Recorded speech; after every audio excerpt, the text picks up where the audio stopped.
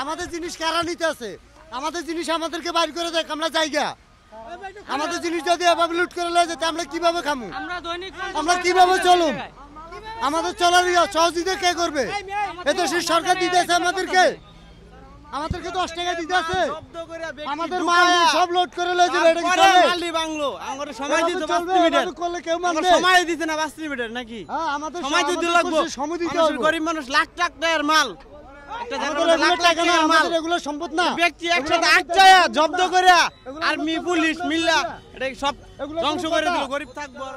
পার্কের যারা কর্তৃপক্ষ আছে তারা আমাদের কিছুই জানায় নাই, আর দৈনিক 50 টাকা করে আমাদের থেকে নিতেছে প্রত্যেক দিন। আমরা দোকান খুলি আর না খুলি 50 টাকা করে দিতে হবে এখন। আমাদের আগে কোনো কিছু জানাই নাই।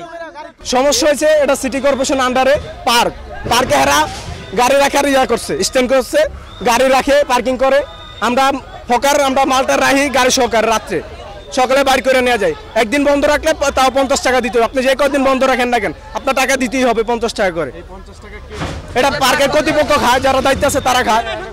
অনেক এটা যে সিটি কর্পোরেশন হামলা দিচ্ছে, এগুলা দায়ভার কে দিবে?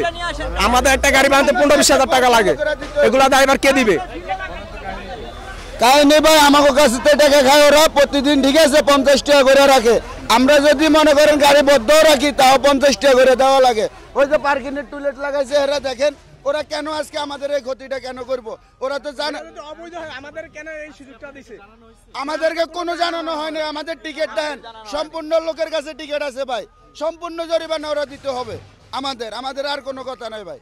পার্কে যে সব গাড়ি রাখে না, ডেলি 50 টাকা হইলে আপনার প্রায় 300 গাড়ির উপরে আছে। 50 টাকা করে হলে আপনার 4.5 লাখ টাকার উপরে আই। আমরা যদি টাকা দিয়ে গাড়ি সেভ না রাখতে পারি, এটা কি হলো?